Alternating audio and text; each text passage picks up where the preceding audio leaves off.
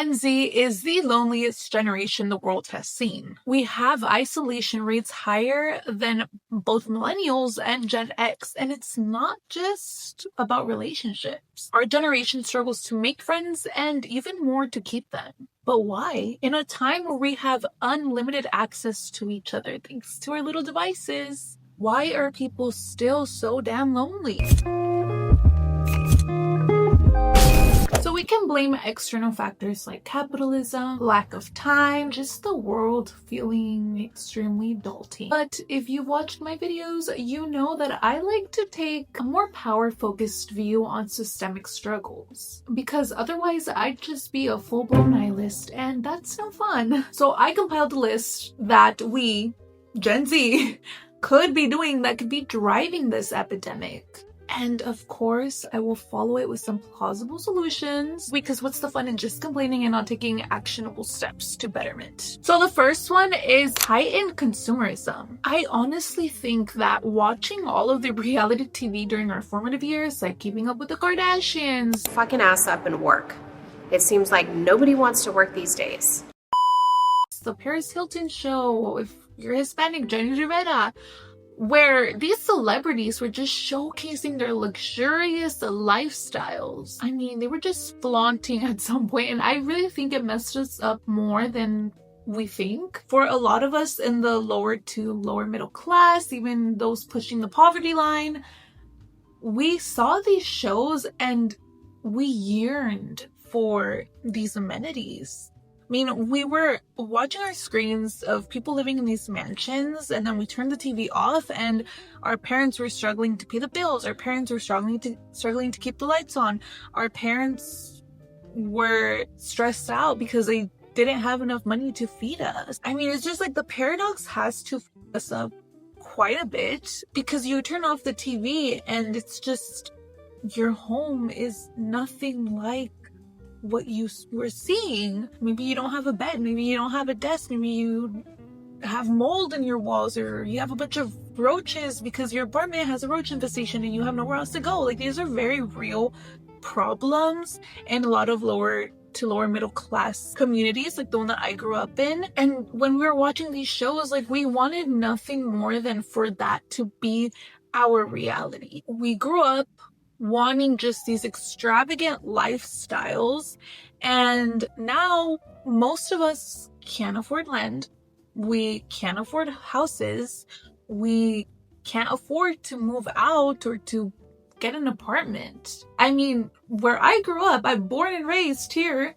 SoCal, this is all I know, but the rent here is $3 to $6K a month, and then you have to make 3 times that. So it's kind of like you're stuck where it's like, I want to be an adult, I want to be independent, I want to feel grown up, feel like my age, want to hit the milestones, but I can't. And so, because a lot of us grew up poor. I mean, we lived through the 2008 recession. That's when we were kids.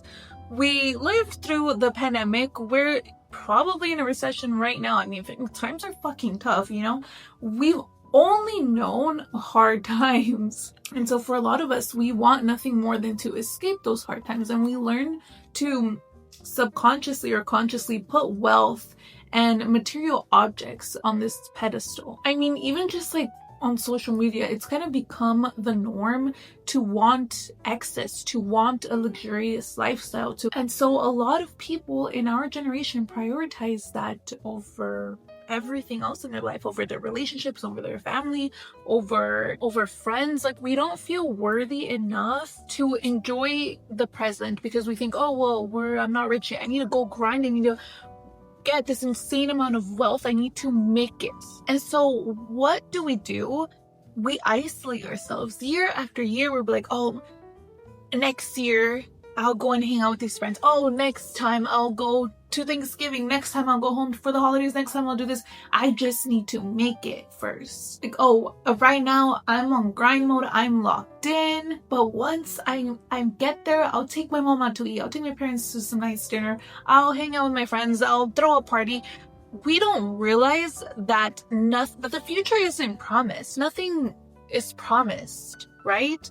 Our life isn't promised, our parents' life isn't promised, our loved one's life is not promised. Or we take the other route and we succumb to the realization that we will never own a house, we'll never be able to afford having kids, and we end up almost existing without any real goals because we think, well, what's the point? Like, we're not saving for a house because it's too expensive. I mean, homes here in my neighborhood are $500,000 to $1 million. We're not having kids and starting a family because, oh my god, it's too expensive. Are you kidding me? Daycare? Diapers? You gotta take time off from work to take care of your kid? No.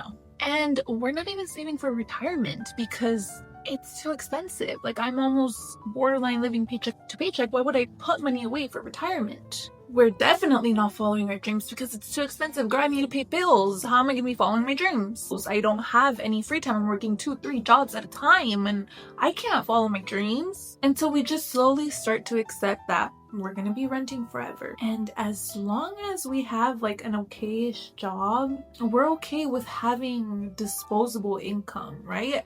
What the fuck am I saving for? I'm just gonna spend this money right now because I want to feel better. I need my sweet treat to carry myself throughout the day. I need my new bag as soon as I get off of work because I've had a hard day. And so we become something called an aspirational consumer. And aspirational consumers occupy a unique space in the retail market. They make purchasing decisions based on their desire to be a part of a lifestyle associated with luxury brands. They want to kind of bridge the gap between their everyday life and the ideal self that they want to portray to everybody else around them. I mean, we're seeing this everywhere with like Afterpay, people going into debt to get their Gucci belt, to stock their wardrobe, to pay their rent because they want to live in a luxury apartment, because they want these luxury amenities. We want things that make us feel like we're wealthy, that make us feel like we're living this luxurious lifestyle, even though we don't have the money to back up our spending choices. And it doesn't even have to be like the Prada, the Gucci, it doesn't have to be buying those luxury brands. I mean, people are doing it with Labubus, with their $10 pastries and their $8 coffees. And this is dangerous. It adds to the loneliness epidemic because we feel like we have to keep up with what everybody else seems to be able to afford. Like, nobody's saying, oh yeah, I got this and this and that, but I also racked up 10K in credit. No, everybody is leaving that part out. So we think, wow, everybody's doing fine for themselves. Wow, my friend can go out and spend $30 on this coffee shop every single time we go here and do work.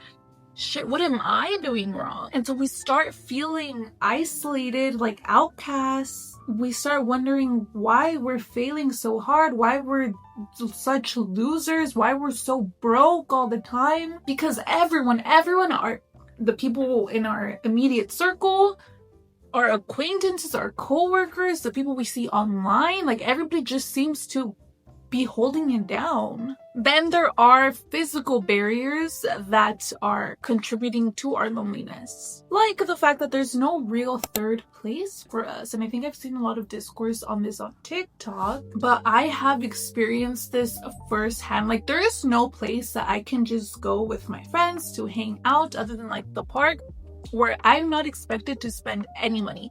Even if I go to like a coffee shop, I mean, these places are overpriced. Like, $10 for a fucking coffee is kind of crazy when I could make it for like pennies at home and it tastes the same. $8 for a donut? It's just too much. And I was laid off, okay? And then I graduated, I got an internship, I didn't get hired, and I've been applying to jobs for like a minute. I can't get a job. I recently started taking clients on the side that have helped me, but it's just like I was so broke for so long, and I couldn't figure out, like, my friends wanted to hang out. What could I do? I didn't have money. There is no third place for us where we just don't have to pay to get in. And life just feels extremely fucking lonely when you're broke. And most of Gen Z, okay, not all, there are the outliers, good for them, but most of us, we're fucking broke. When we can't afford to hang out with our friends, when we can't afford to go out, because every time we go out, we're dropping like $20, life is gonna feel super fucking lonely. And we just don't really have intricate hangout spots where the sole purpose is just to hang out and get to know your community members. And I always think of like Central Perk in Friends, right? Where the cast, they networked, they flirted with people, they made friends, they made potential dates, potential love ventures, all in this coffee shop. And yes, we have coffee shops now, but even it just feels so transactional. I mean, I haven't experienced a coffee shop in the 90s, I'm not old enough, but how it is right now, it almost feels like people are trying to get you to rush out. You know, like you can't spend too much time there, you can't socialize too much because it's like people are working, so come on, keep it down. Or you're holding up room, you're holding up space where new potential customers can come in and like purchase. That's what it feels like. It feels like, okay, buy your $10 coffee, fuck out, so we have more people to come in. Come on, we need money, we need to make the revenue. And like, I get it, it's a business, I understand, but it makes you feel even more isolated because it's like, okay, well, I want my $10 coffee, I can chill here 30 minutes to an hour. Okay, let me go somewhere else. You know, I don't want to go home. Okay, should I go grab lunch here, chill there for another 30 minutes to an hour? Like, you get me? Like, everything just starts adding up, stacking up, and we can't afford that. And it's not even just like the lack of public spaces, because I mean, yes, it is, but it's also like we have this fear of constantly being monitored, constantly being judged, constantly being perceived, and not like in the best light. And I think it's because of our phones and social media. Now people will record anything and everything and post it on TikTok. And I think this has also messed us up more than we've realized, because now we feel like we constantly have to be performing. We can't act too weird, we can't act too goofy. Oh my god, I hope I don't embarrass myself. Oh my god, I hope I don't end up on TikTok. What if somebody... And that constant awareness and over-analyzation of how we're being perceived makes us perform instead of connect. Like, instead of being present, we are perfectly curating ourselves, worrying about how we're gonna look on the background of somebody's story, on the background of somebody's TikTok. Oh my god, am I standing up straight? Oh my god, do I look like quite nonchalant? Oh my god, do I look mysterious? Is it giving office siren?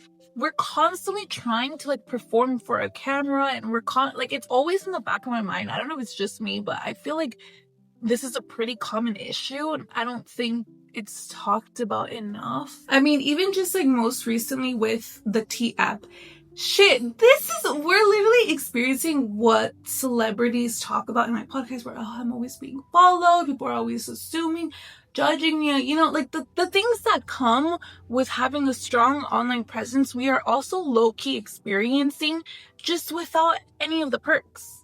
We're doing it for free. Basically, people post your pictures. I don't have it, but I've like seen it. My niece showed me it. It seems like people post your pictures and they review you. They literally give you reviews based on like dates, whether they dated you, whether they talked to you. Oh, they give you red flags or green flags, something like that. It is insane, because let's say I am on the app, and the last time I like dated, I've been in a relationship for years now. And so the version of me like from years ago is on the app, and people are reading me, and it's like, that's not even current. You're like flat out exposing me. I mean, I saw the app and they were like, oh, this person has mommy issues, this person told me this and this, and you're literally outing people. We're doing it to ourselves. And so we complain about, oh my god, nobody is genuine anymore, nobody is just real and like down to earth. But we're giving each other reasons to not be genuine, to keep performing, to keep putting up a front. And let's say we do get past the awkwardness, we get access to people, we make friends, we start dating them, whatever. we still have these invisible walls that we put up. And these are just shaped by the way Gen Z was raised, the culture we inherited, what we value. Like, we're putting up these walls ourselves and building them for other people. So take hyper-individuality, for example. Before millennials turned on us and started hating everything we do, they had high hopes for us. They believed we'd be the generation to make the change, to save the world from climate change and racial discrimination, spread love and light, and live, laugh, love our way through existence. And then COVID hit. And I think we kind of did value just progressiveness. But then COVID hit and a shit ton of extremist views started popping up. And I think it's because we were extremely lonely. And when we felt connected to people online, it was so easy for our realities to be skewed by them almost. And a lot of the things that started popping up were unfortunately extremely extremist views. The Red Pill Society, the man-eater community, the toxic self-help content. And this created a hyper individualized culture. I mean, I'm all for boundaries, protecting your peace, protecting your energy, but we also had kind of taken it a bit too far. Like, we now don't even say like thank you or good morning, good evening, how are you doing? Just like pleasant greetings like that, or just show basic manners, because a lot of people think, oh, I don't owe that to them. Oh, that takes too much energy from me. There has to be limits. We have to remind ourselves that community will sometimes cost us our convenience. Yeah, we might not feel like going to a friend's party. We might not feel like going to a wedding. We might not feel like starting small talk at the dinner table. But all of those inconveniences are what builds community. They are the price we pay for community. I don't know about you, but lately I've been missing just being little. I feel like more things were going on when like my parents and my uncles and my aunts were a little bit younger. We would have parties, we would have get-togethers, and it would be fun. It would feel alive, like you're a part of something, because that's what a community is. That's what a family is. And now I'm like, damn, I miss that. But hello, I'm an adult. We are the new age of adults.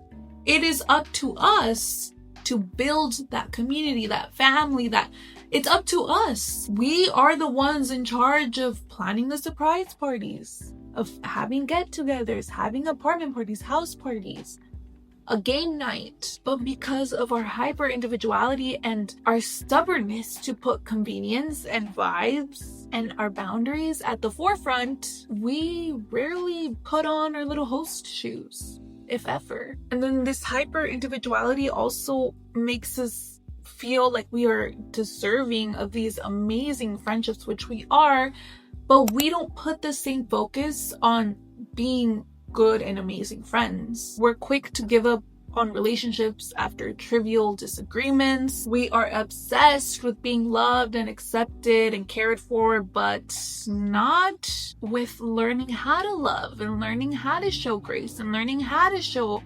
acceptance towards people who you disagree with. And babe, like, you and I, we're far from perfect. How many times have people overlooked your flaws, or people have accepted an apology for something really fucked up that you did? But now it's like, oh no, they're a horrible person, I need you out of my life. Everybody fucks up. Everybody. If you keep on just ditching people after every little minor inconvenience,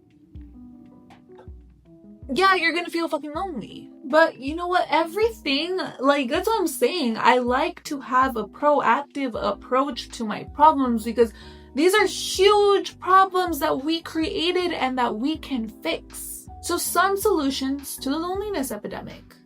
1, we practice caring less about status symbols so that we don't put life on pause until we make it. 2, we occasionally, a few times a year, if that, make our homes, our spaces a third place for our community members. It doesn't have to, you don't have to invite the whole town. You can invite like 5 of your friends.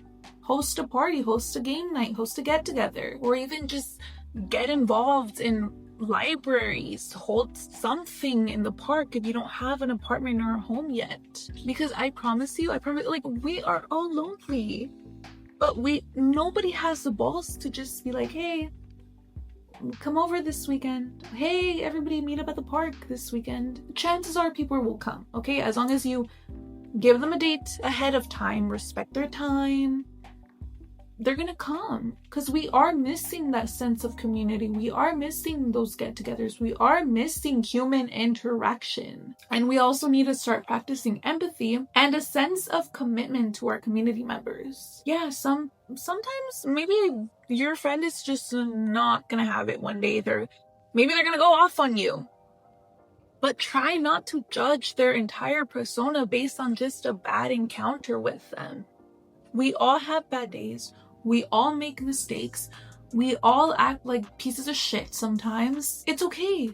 You know, as long as they've proven that they're actual good friends, that they're actually, like, it's okay. And we could also start normalizing the inconveniences that come with being a good friend and being a good partner and being a good family member. Cut the crap, okay, about, oh, I don't know, I don't owe anybody anything, I don't owe anybody. You do. If you want to be a part of a community, you do owe people your time. You do owe people your respect. And lastly, just have more grace for others and just judge people less, so that our own self-scrutiny doesn't paralyze us when we are at the focal point of others. Sometimes when I found myself judging people a lot, when I found myself gossiping about people, that is also when I was the most aware of myself and how I was being portrayed, and oh my god, what if people are saying this, but when you stop holding so much judgment for others, and when you just accept the fact that people are just gonna exist and act however they please, you are going to find yourself feeling less anxious about how you're being portrayed or how you're coming off. And I just want to end it here by saying we are the loneliest generation. But although there are a lot of external factors contributing to this, the systemic issues that I did not talk about in this video, or that I kind of talked about, we don't have to be. We can take back the power that we do have and try to build a better culture, build a better image of Gen Z, because we do have a lot of growth to do as a generation, as a culture. But it doesn't mean that we can't get there and that we're stuck just being lonely losers for the rest of eternity. But yeah, other than that, that was all I had for you guys today. Thank you so much for tuning in, and I hope this inspired you to just start reflecting, looking inwards, and seeing how you can build a community around you. But yeah, until next time, bye.